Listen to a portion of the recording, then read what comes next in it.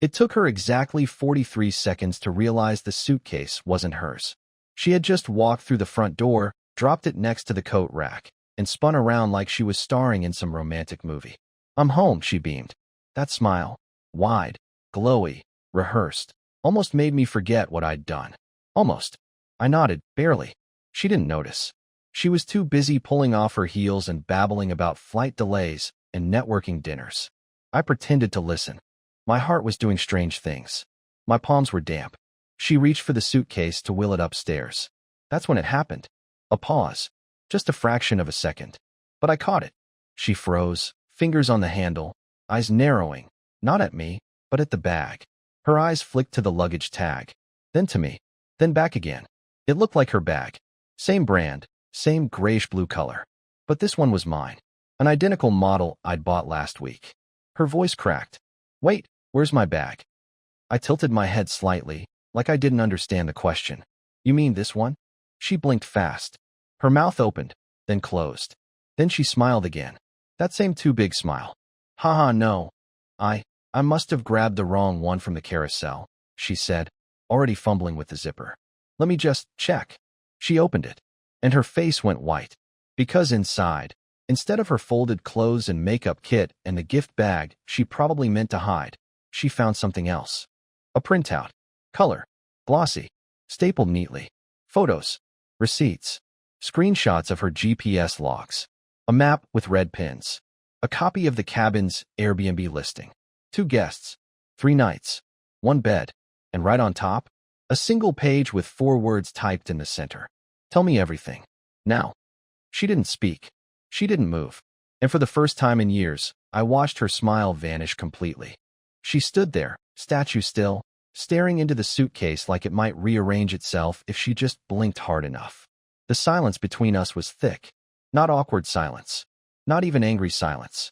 It was the kind of silence that only shows up when something sacred has just shattered and neither of you knows whether to scream or whisper. I didn't speak either. I just sat on the armrest of the couch, watching her like I was watching the end of a play I'd already read the script for. When she finally looked at me, it was with eyes I didn't recognize. Not guilty, not afraid, just blank, like a poker player trying to recalculate mid-hand. She cleared her throat. "What is this?" Her voice was shaky. "Good." That was the first honest thing I'd heard from her in weeks. "You tell me." I replied calmly, nodding toward the suitcase. "You packed that bag, didn't you?" "I didn't. I mean, this isn't." She stopped herself. Her hands hovered over the documents like she was afraid touching them would make it real. "It's all there," I said. "The cabin you stayed at. The guy you stayed with. The rental car you used. I even highlighted the part where you told him, and I quote, 'He's too soft to ever find out.'" I let that last line hang in the air like a noose. She swallowed hard, but didn't reach for the paper. Didn't deny it either. I expected screaming, crying, a dramatic monologue. But what I got was worse. She just sat down, right there on the floor, next to the suitcase, as if her legs finally gave out. The weight of the lie, or maybe the end of the lie, had collapsed her. She pulled her hair back with shaking hands, then whispered something so quiet I almost missed it. I didn't mean for it to go this far.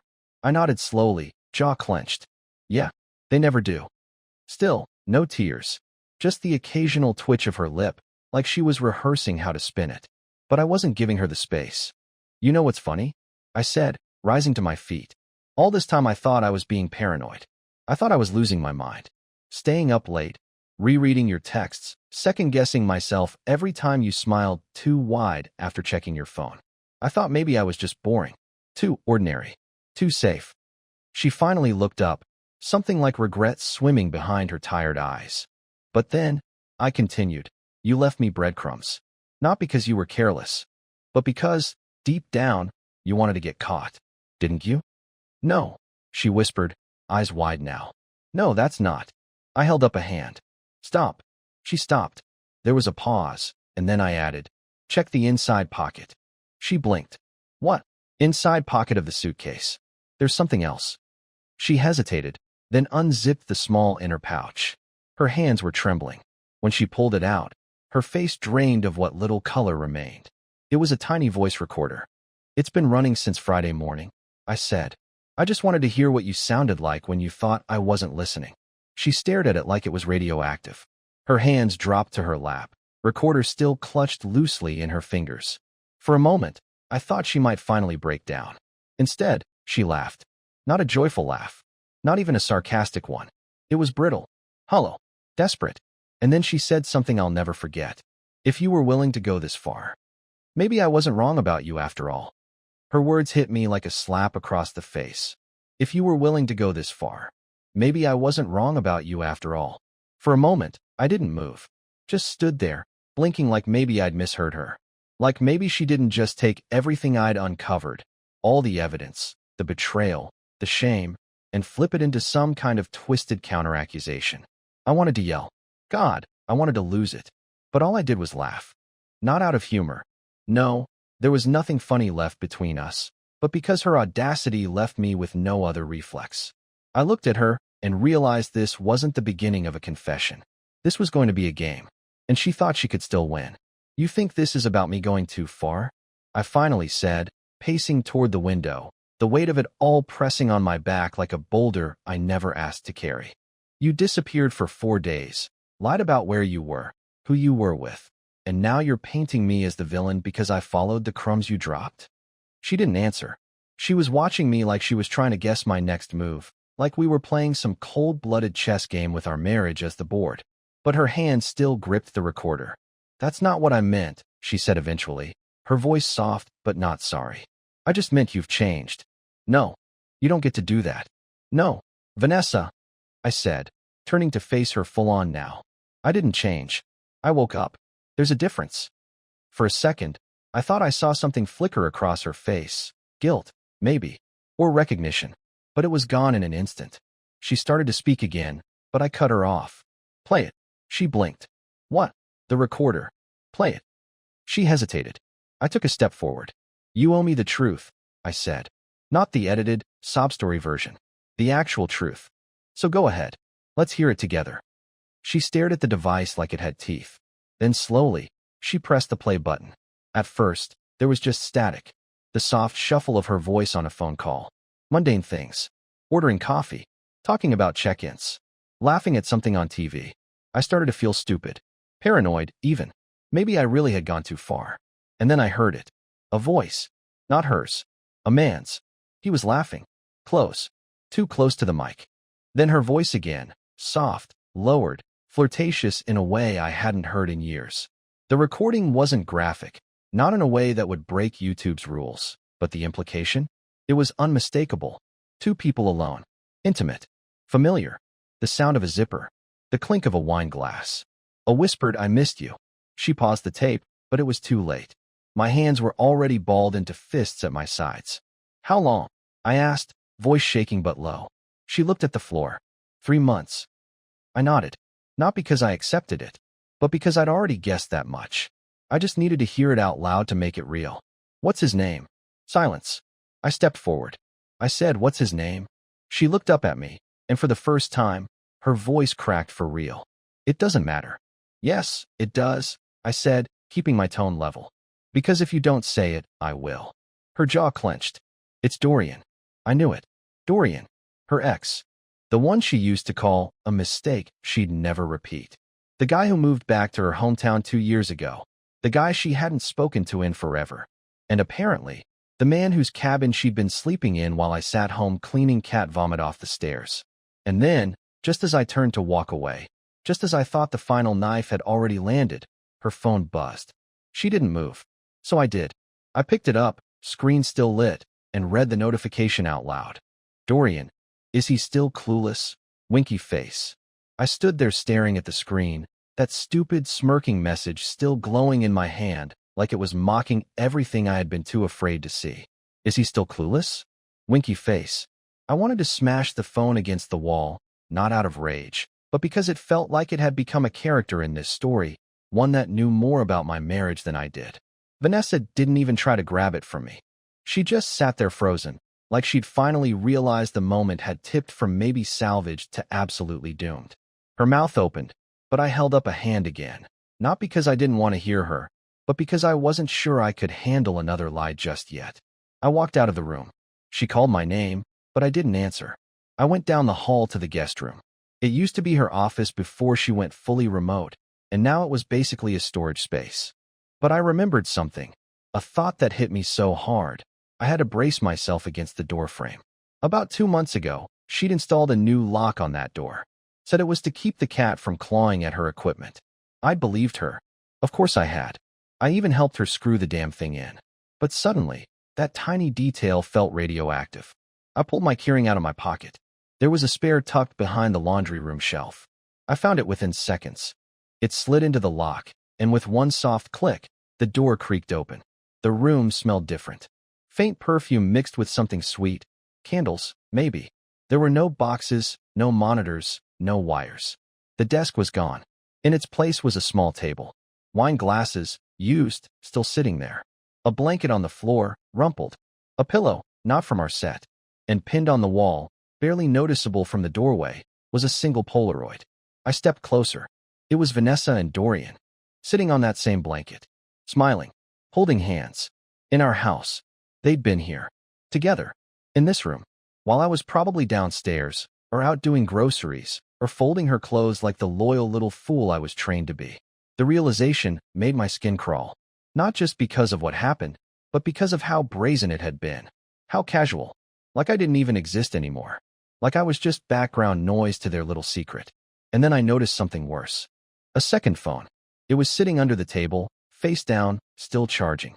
I picked it up and it lit up immediately. No passcode. There were messages. Dozens of them. Weeks worth. Maybe months. I scrolled, sick to my stomach, reading how they joked about me, how they planned things, how she lied with surgical precision. But one thread in particular stopped me cold. Dorian. Does he know about the storage unit yet? Vanessa. God, no. That would ruin everything. Storage unit? I didn't even realize I'd said it out loud until I heard her behind me. I was going to tell you. I turned slowly, not startled, just hollow. Oh, when exactly? Before or after the next trip to Boise? Or Newton Falls? Or wherever your next romantic getaway was supposed to be? I kept it because I didn't know what I wanted yet, she said, voice thin and dry. I didn't know if I was staying or going. And what's in it? I asked. Suitcases full of other memories you didn't want me to find? Or was that going to be your exit plan? She didn't answer, but her silence told me everything. I left the room. My hands weren't shaking anymore. There's a strange calm that comes after a storm you saw from miles away finally hits you. It doesn't even knock you over. You just stand there, soaked, staring at what's left. I went into the kitchen, sat down, opened my laptop, and started typing the address of every storage facility within 15 miles. I wasn't done yet. Not by a long shot. I didn't sleep that night. Not even a second. I just sat there, hunched over my laptop at the kitchen table while the clock dragged itself past midnight. Then 1, then 2 a.m. Every hour louder than the one before. Vanessa never came down from the bedroom. I kept expecting her to try, to offer an explanation or an excuse, maybe even some pathetic half-confession. But the hallway stayed dark, and the house remained cold. I wasn't sure if that made it easier or harder. Probably both. I kept refreshing Google Maps, searching every storage unit within 30 miles, checking reviews, addresses, pricing. My hands were shaking so bad I kept mistyping. Something about that one text. Does he know about the storage unit yet? It got under my skin. It didn't sound like she was worried I might discover some old boxes or dusty photos. It sounded like a plan, like a step in a longer sequence I hadn't been meant to interrupt. A step I was now standing right in front of. By 6:20 a.m. I was in my car. It was still dark out, and everything felt unreal, like I was inside someone else's memory. The storage facility was tucked behind an old industrial park, the kind of place you'd never notice unless you were looking for it. The guy on the phone, a night manager with coffee breath and a name tag that said Cliff, met me at the gate and walked me to the unit. He handed me a key without asking too many questions. I appreciated that. The hallway smelled like mildew and plastic. Our footsteps echoed with each step, growing tighter and more hollow as we reached the far end of the corridor. Room 237. Cliff left me there and wandered off, whistling like this was just another Tuesday. I stood in front of the door for a long moment, key in hand, heartbeat pounding in my ears. Then I slid the lock open and lifted the metal door. Inside, there wasn't much. A few plastic bins stacked neatly. A tall dresser pushed against the back wall. A black duffel bag. And then, behind all of it, my breath caught in my throat. One entire wall, floor to ceiling, was covered in photos. Not decorations. Not memories. Surveillance. Hundreds of snapshots, overlapping and pinned, taped, clipped. Photos of me. At home, in the driveway, taking out the trash, sitting in my car, walking into the grocery store, even one from behind my desk at work. Most were zoomed in, some blurry, a few taken from angles that suggested they came from inside the house. And next to them, scrawled notes in red ink. Arrows. Dates. Times. 7:42 a.m., leaves with gym bag. Never actually goes to gym. Avoided eye contact at breakfast. Suspicious? Did he move the envelope? Sleeping deeper than usual. Increased melatonin? It felt like being dissected. Like I had unknowingly been the subject of a research project. Or an experiment. Every inch of my life. Mapped out, tracked, analyzed. But for what? I turned to the bins. Opened the first one with trembling fingers. Inside, more notebooks. Spiral-bound. Every page filled, cover to cover, with dense handwriting. Hers. It was all about me. My routines. My moods. Patterns. What I watched on TV. How long I stayed in the bathroom. How many steps I took after midnight. She'd written it all down.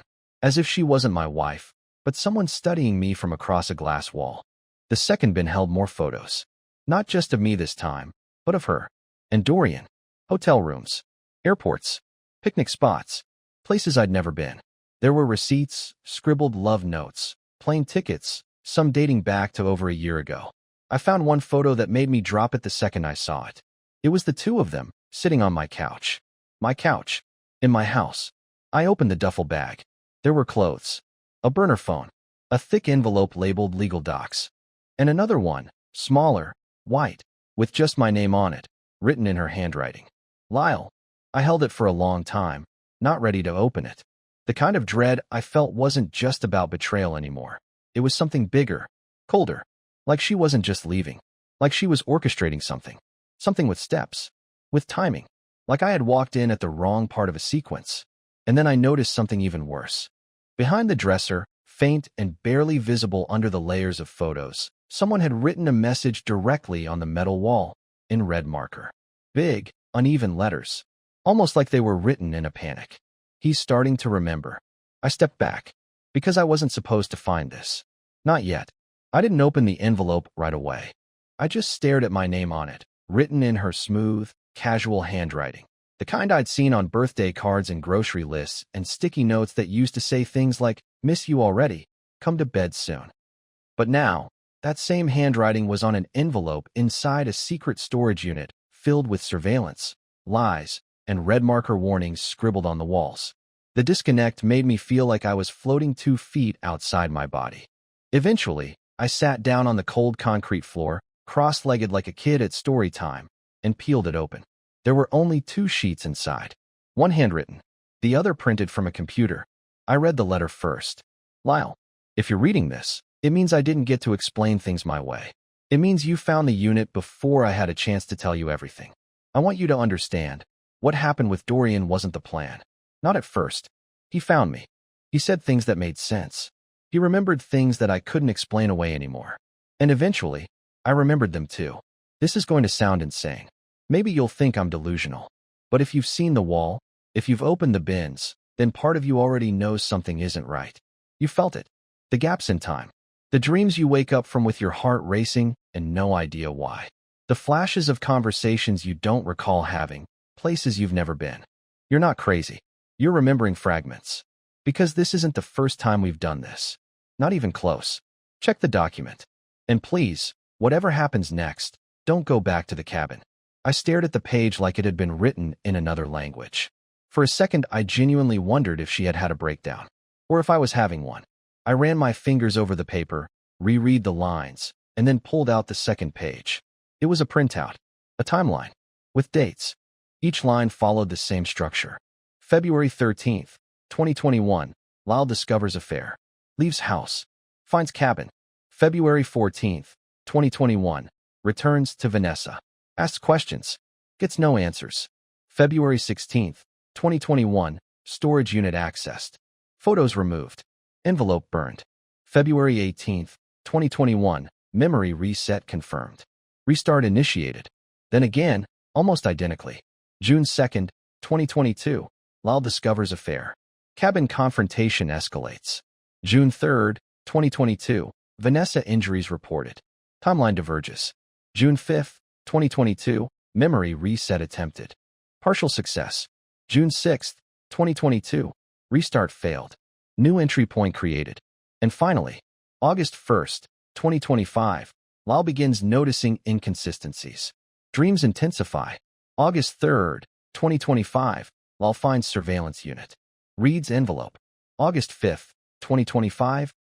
I dropped the page. My hands felt numb. I looked around the unit again, at the maps, the journals, the photos of me looking lost, confused, always just on the edge of something. Suddenly it all looked different. Not like evidence of cheating, not even of manipulation, but like instructions. Or like someone was trying to get me to break out of something. I backed out of the unit, slowly, my heart hammering in my chest. I didn't close the door behind me. I just walked down the hallway, past the manager's office, out into the morning light that suddenly felt wrong. Too warm, too still, like a set, like a simulation humming quietly underneath reality. In the car, I turned the key, but didn't drive. I was gripping the steering wheel so tight my knuckles were white. I tried to remember the last 2 years clearly, like really remember. Full days, full conversations, the natural flow of life. But I couldn't. Everything came in pieces. Jumps. Like missing chapters. Like memories taped together by someone else's hand. And then I remembered something that froze me cold. A few months ago, Vanessa had told me something in passing. We were brushing our teeth. I had a mouthful of toothpaste. She had said, "Isn't it weird how we haven't been to the cabin in forever? I feel like it doesn't even exist anymore." And I had just nodded. But I'd never told her about the cabin. Not once. The cabin had always felt like an idea more than a place. I couldn't remember how I first heard about it. I couldn't remember the address, the road it was on, or even when I was last there, if ever. All I knew was that now I couldn't get it out of my head. Vanessa had mentioned it once, casually, but that offhand remark haunted me now like a key phrase in a language I was just starting to understand. I drove with no GPS. My hands knew where to go before my mind caught up. I turned down roads I didn't remember learning. I recognized landmarks I shouldn't have known. The world outside my windshield grew stranger the closer I got, not visually, but rhythmically. The radio cut in and out. My watch kept resetting. The road narrowed. Then the trees thickened around me, as if closing in behind the car. And then I saw it. There was no sign, no address marker, just a gravel path off the main road, barely visible through the brush. But I turned without hesitation, tires crunching through loose rock and dust. The cabin appeared through the trees like it had always been there. Dark wood, narrow windows, and a porch sagging slightly on one side. I pulled up and turned off the car. The silence was immediate. No birds, no wind, just the low tick of the engine cooling. I stepped out and instantly felt like I'd crossed a line I wasn't supposed to cross. The air was wrong, heavy, pressurized, like being underwater. I approached the door. It was unlocked. Inside, the cabin smelled faintly of burnt pine and something metallic. The furniture was simple, old, worn. A small fireplace, a bookshelf, a couch that looked too familiar. It was arranged exactly like I had pictured it in dreams I hadn't realized were dreams. I walked slowly across the room, half expecting to find someone waiting. Dorian, Vanessa, anyone. But the place was empty. I found the back room last. It was barely bigger than a closet, with a desk, a chair, and one wall covered entirely in corkboard. Notes were pinned up in dense clusters, string connecting some, circles drawn in red ink around others. Dates, times, questions, phrases repeated again and again. Anchor memory unstable. Subject proximity resets timeline. Too early equals rejection. Cabin breach equals awakening. And then, near the center of the board, a black and white photo. Me, sitting at this same desk, looking directly into the camera with the most exhausted expression I'd ever seen on my own face. On the back, someone had written, "Cycle 6, collapse imminent." I stumbled backward, knocking over a stack of books. Papers scattered across the floor. One of them was a printed transcript, a conversation between Lyle and Dee. But it wasn't written like a phone call or an email. It was labeled like a test script. Lyle, I'm not sure what I'm supposed to remember. D. You don't have to remember everything. Just the right things. Lyle, and what if I remember the wrong things? D. Then we have to start again. But maybe this time, we'll do it differently. Suddenly, I felt like I couldn't breathe. I dropped the transcript, turned, and left the room. My head was spinning. This wasn't just betrayal. This wasn't just some weird stalker game. This was something else. Something orchestrated. I ran my hands through my hair and looked around the main room again. And for the first time, I noticed the frame on the mantel. A wedding photo. Ours. But the date engraved on the bottom was wrong. Not just the wrong year, the wrong decade. It said June 15th, 2009. We were married in 2017, weren't we? I picked up the frame, turned it over. Nothing on the back. But then, on the underside of the mantel, scratched into the wood. If you made it this far, don't trust the next Vanessa. I dropped the frame. The glass shattered across the floor like a gunshot. And that's when I heard the footsteps on the porch. Slow, careful, heavy enough to be a man's. Then the front door creaked. Not open, just enough to let me know I wasn't alone. The footsteps stopped just outside the door. For a few seconds, everything inside me went still. Not fear exactly, but the quiet you feel just before a memory crashes back into your mind at full force. My instinct was to run, but I didn't. I stood perfectly still, eyes locked on the doorknob, waiting for it to turn. But it never did. Instead, I heard a voice. Calm. Male. Familiar. In the way a dream feels familiar even when the details are wrong. You weren't supposed to come here this time, it said through the door. But I guess that means it's working. I didn't respond. My throat was dry, my pulse loud in my ears. The voice continued. They always reset you before the breach. They've done it 6 times. You were always too early. Or too late. You always forgot the cabin. I took a step toward the door. And you? I asked. Silence for a moment. Then, I was part of the loop. A variable. A failsafe. But I broke my script. I stayed behind. Dorian, I said. Yes, but not the version you remember. Not exactly. I opened the door. He was standing there, older than I remembered him, his beard streaked with gray, eyes tired but focused. He didn't flinch when he saw me. You're not going to attack me? He asked. I'm done attacking shadows, I said. He gave a small nod of respect and gestured toward the woods. Can we walk? I followed him. The trees swallowed us up as we moved down a narrow path that I swear hadn't been there when I arrived. He talked as we walked, not looking back. The loop was never about the affair. That was the distraction, the emotional trigger. They used it to fracture your trust, to disorient you. But this was always about memory, identity, obedience. I didn't understand, but I let him continue. Every time you got too close to the truth, they'd spin up a new reality. Slight changes, new pain, new lies. They needed you passive, broken just enough to be manageable. And Vanessa? He stopped walking and finally looked at me. She's not your enemy. Not really. She was stuck too, just more compliant. She chose comfort over clarity, and they rewarded her for it. Why me? I asked. Why trap me in this? Because you resisted. Because you asked questions. Because you started waking up. And the more loops they ran, the more cracks you left behind. They couldn't patch you forever. I looked down at my hands. And this time, I asked, why is it different? Dorian smiled, just a little. Because this time, you came here by choice. You weren't guided. You weren't tricked. You remembered. We stopped at a clearing.